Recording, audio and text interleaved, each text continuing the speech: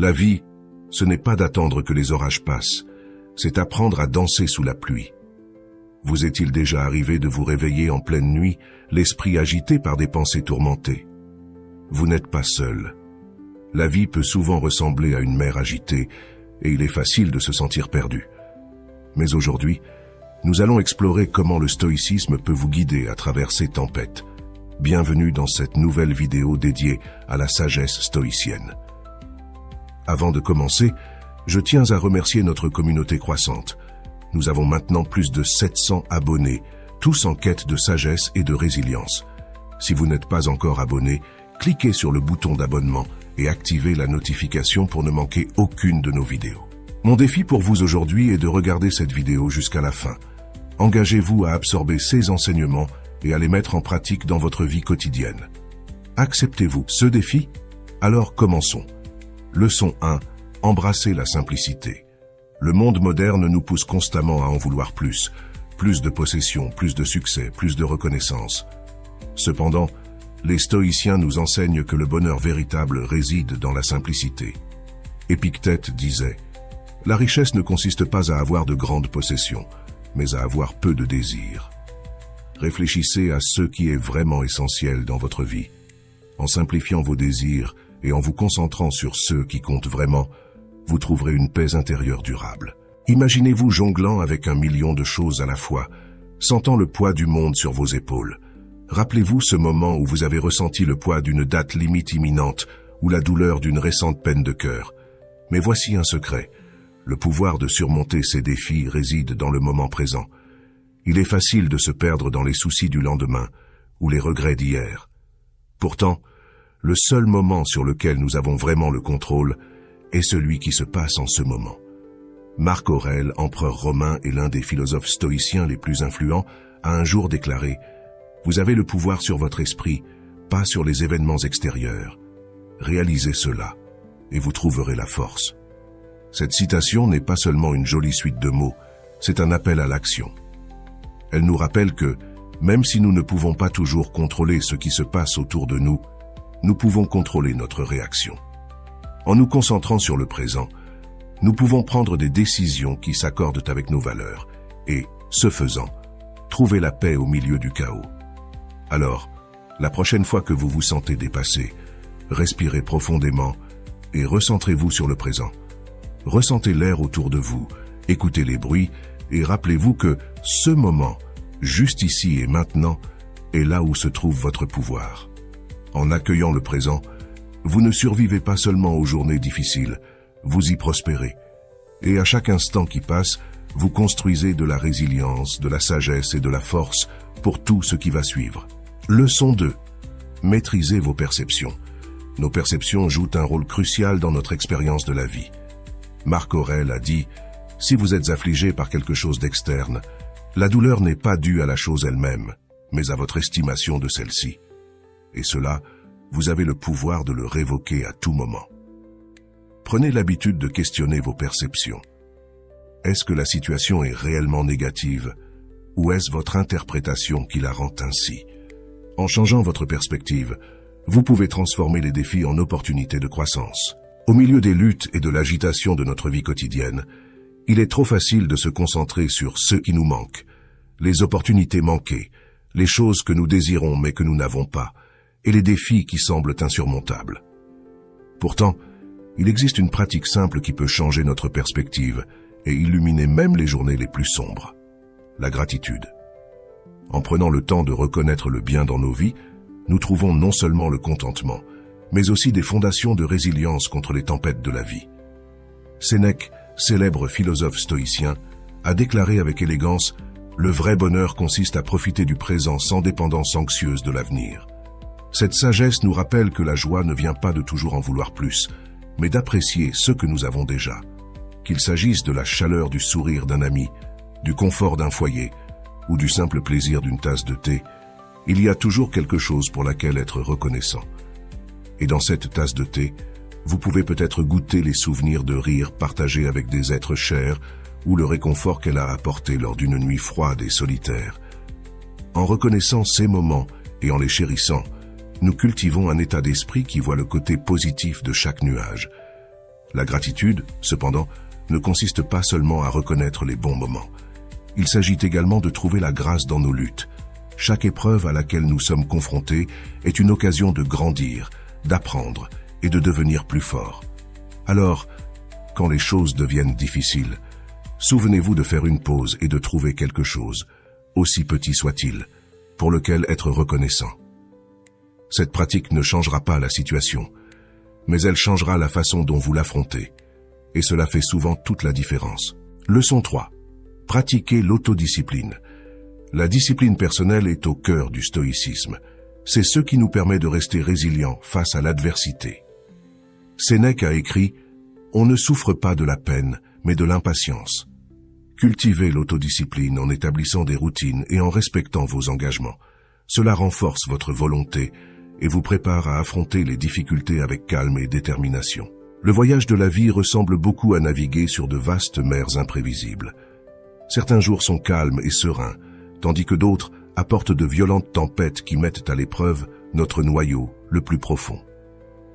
C'est pendant ces tempêtes que notre force intérieure devient notre atout le plus précieux. Cette force ne concerne pas la puissance physique. Il s'agit de la résilience de l'esprit, de la force d'âme et du courage du cœur. C'est ce faible murmure au milieu du chaos qui nous exhorte à tenir bon encore un peu. Épictète, philosophe stoïcien de grand renom, a un jour proclamé « Ce n'est pas ce qui t'arrive, mais la façon dont tu y réagis qui importe ». Ces paroles servent de phare, nous guidant à comprendre que nos réactions, façonnées par notre force intérieure, définissent notre parcours. Les événements extérieurs, aussi redoutables soient-ils, n'ont de pouvoir sur nous que si nous leur accordons cette autorité. En cultivant un moi intérieur solide, nous pouvons faire face à l'adversité avec grâce, transformant les obstacles en tremplin vers la croissance personnelle. Construire cette force intérieure nécessite un effort constant. Il s'agit de choix quotidiens, de petits actes de courage et d'accueillir les défis comme des opportunités de croissance. Cela consiste à rechercher la sagesse, à apprendre de ses expériences et à comprendre que chaque revers est une leçon déguisée.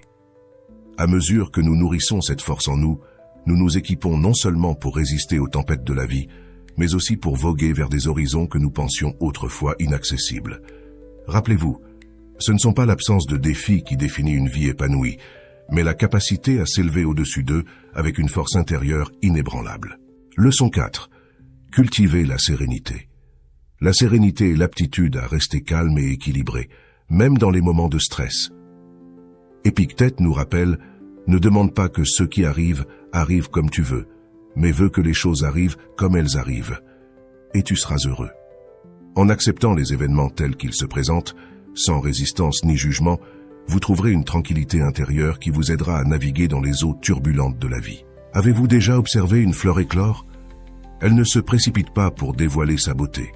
Elle prend son temps, se déployant pétale après pétale, révélant sa splendeur à son propre moment parfait. Tout comme cette fleur, nos vies ont aussi un rythme, un tempo auquel les choses sont destinées à se produire. Et tout comme la fleur ne hâte pas son éclosion, nous devons aussi apprendre l'art de la patience.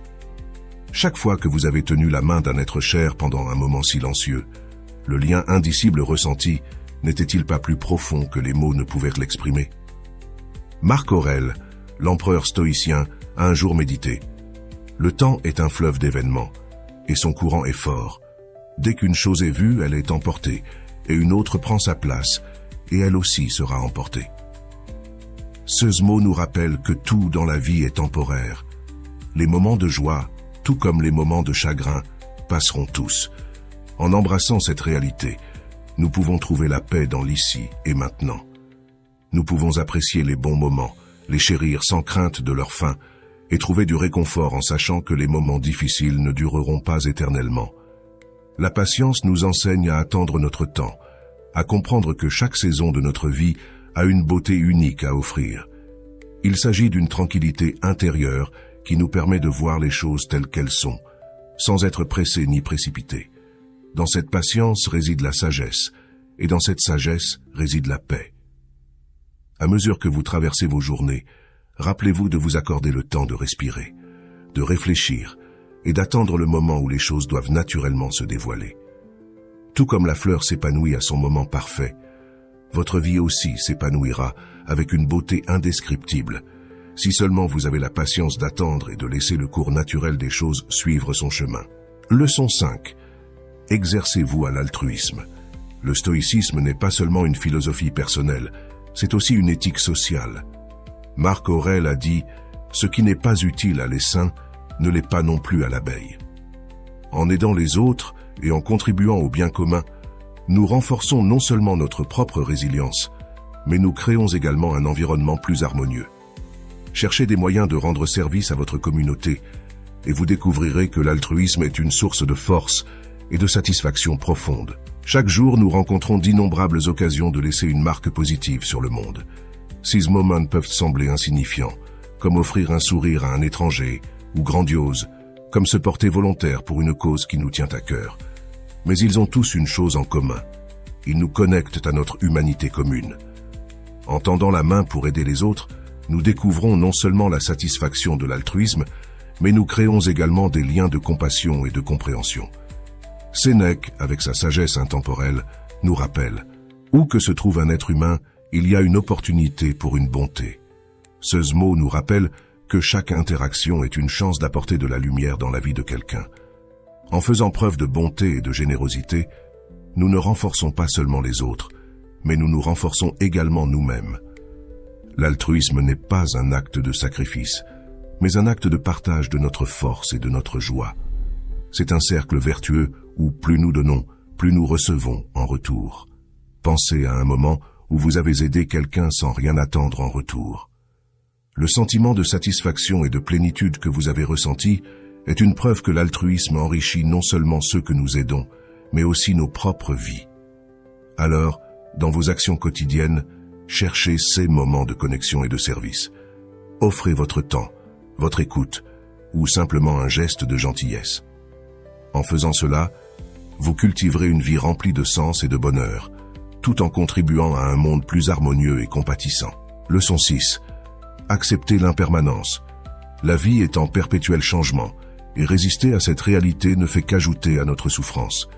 Sénèque nous enseigne « La vie, ce n'est pas d'attendre que les orages passent, c'est apprendre à danser sous la pluie. » Acceptez l'impermanence et embrassez chaque moment pour ce qu'il estime.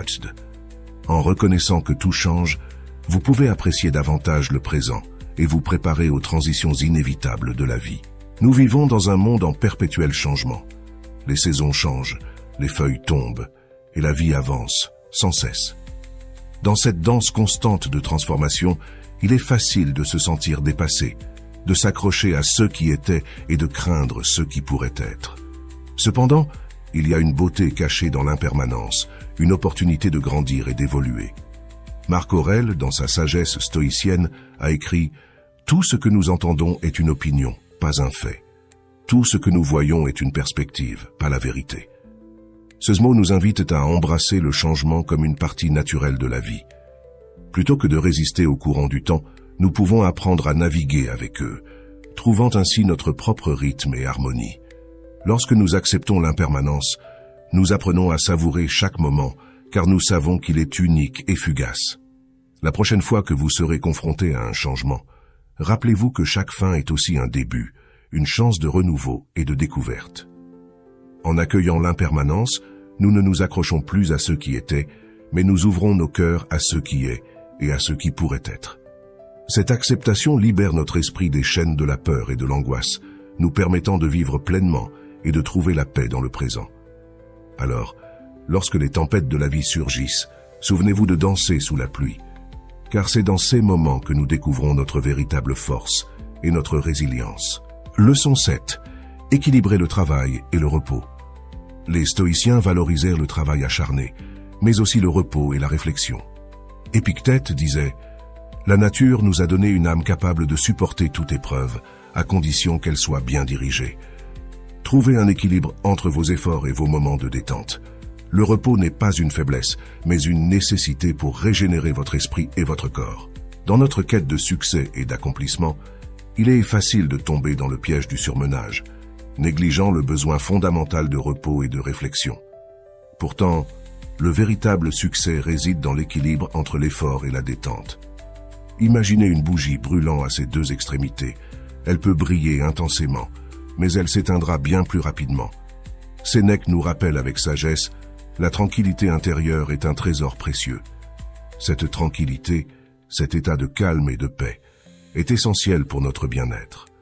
Prendre du temps pour se reposer, réfléchir et se ressourcer n'est pas un luxe, mais une nécessité. C'est dans ces moments de tranquillité que nous retrouvons notre clarté d'esprit, notre créativité et notre énergie pour affronter les défis à venir. Pensez à la nature.